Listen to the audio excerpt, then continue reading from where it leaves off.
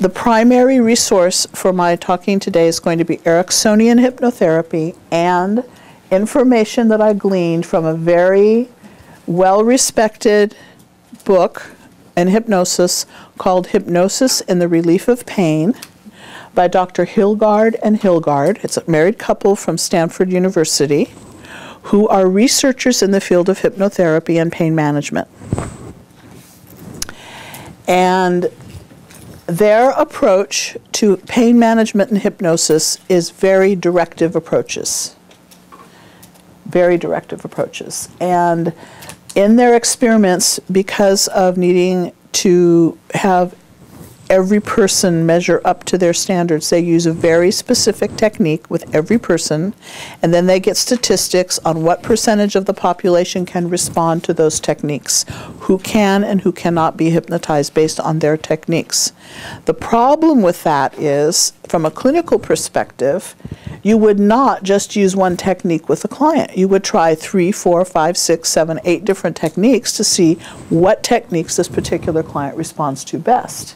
And in the process of using different techniques, you would also be building in a learning set with the client of how to be a hypnotee. My experience is that people learn to become better hypnotees from experience. I can compare where you guys were the first day of class with how hypnotizable you were and how many hypnotic phenomena you were experiencing at the end of the 200-hour training.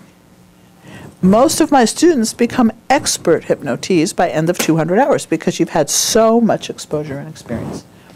These studies that are done in a laboratory setting are not including the potential for that kind of growth and movement into capacity to respond. So from my perspective, these tests that they do are really skewed.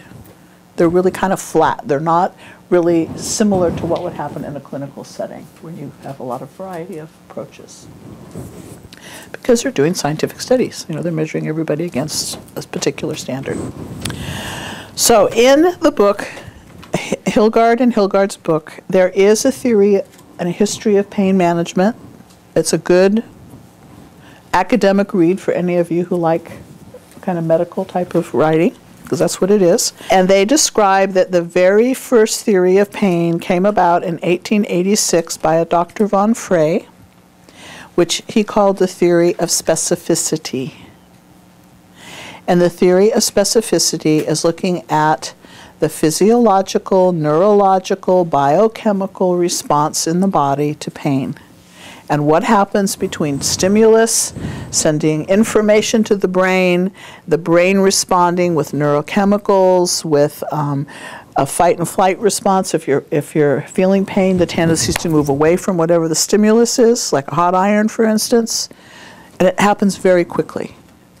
Probably less than a second you can have a response to the body. And this theory, this physiological theory, was in vogue until 1985, which is not that long ago. And then the theory of pain got divided into two components, the physical and the psychological or emotional. And Melzack and Wall came up with a gate control theory, which has two different systems. The first is a sensory discriminative system, which deals with the physiology of it. And the second system they call the motivational affective system, which deals with the psychology of it. And as I said earlier, hypnotherapy is almost always going to support the pain and suffering aspect of the pain. And it will oftentimes support the physiological aspects of the pain.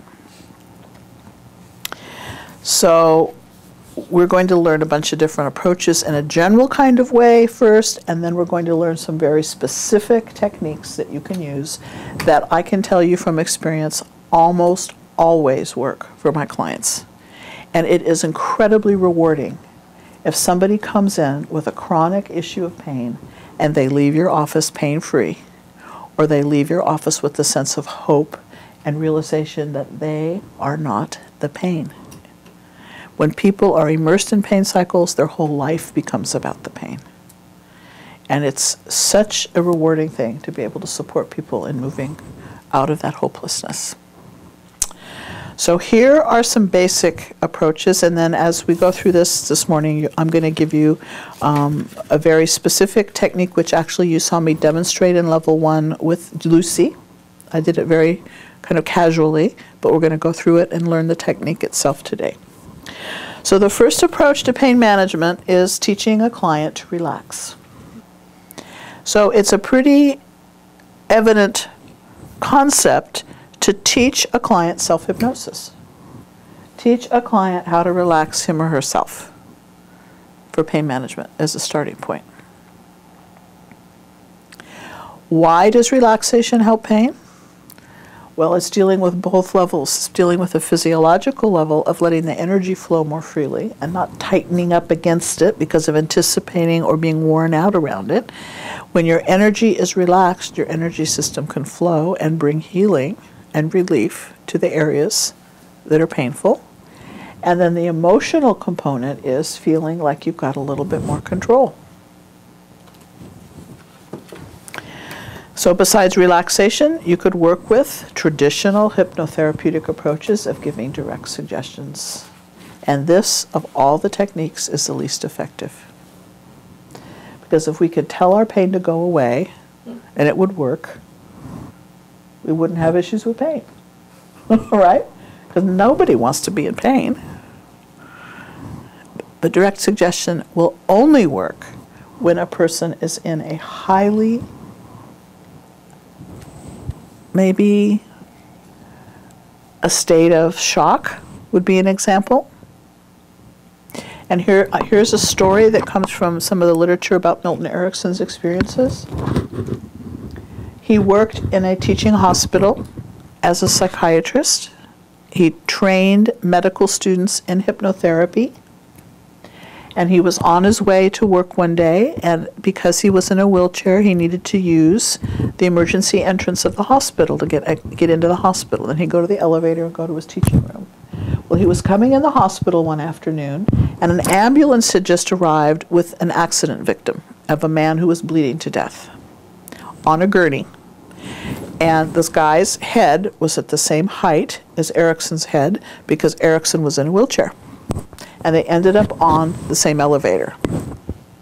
And because Erickson was an MD, he knew this guy was in trouble. He could see physiologically he was close to death because he'd been losing so much blood.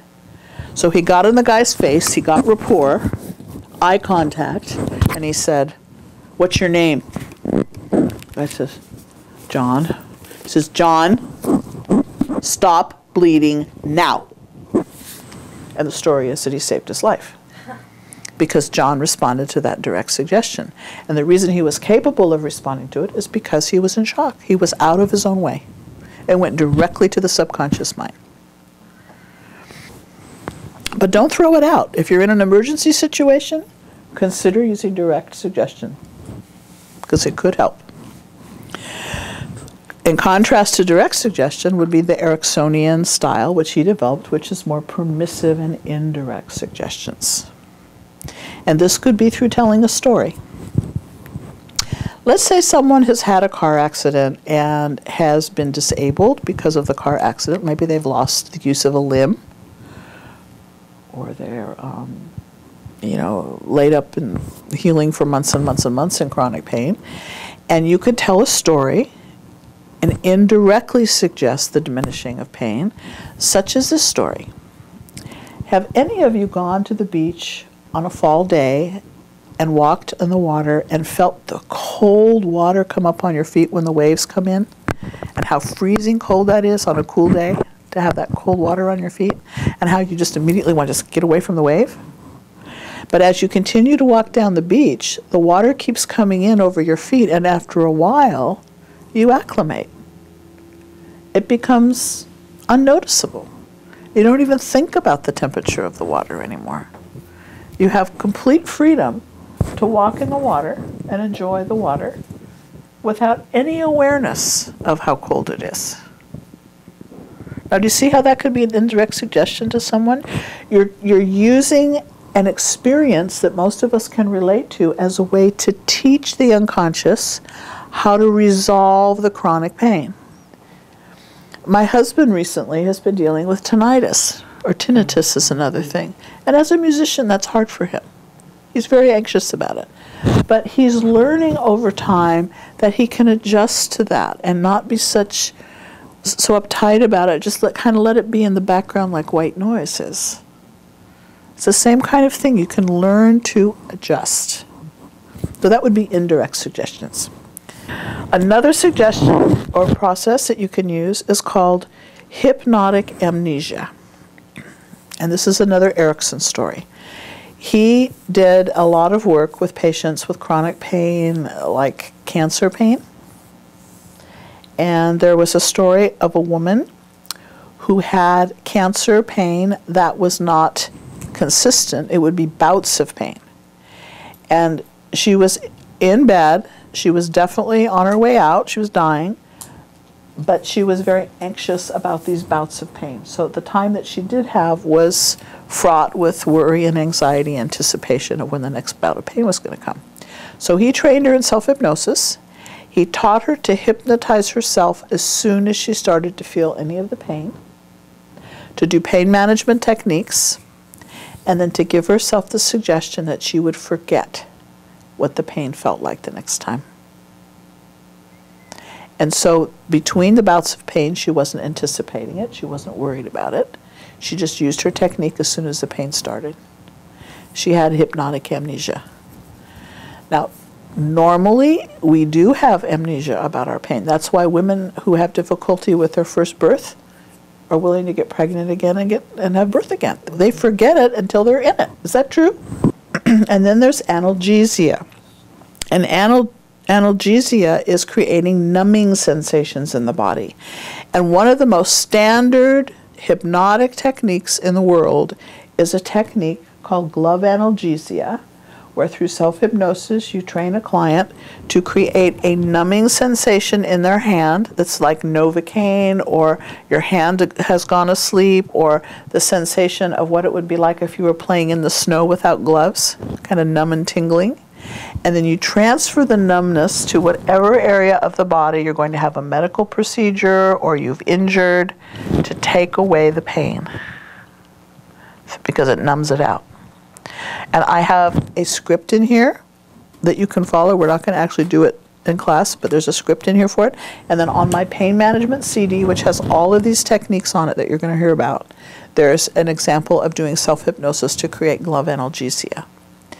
And in the world of medicine, this is probably one of the most standard techniques that people use for pain management.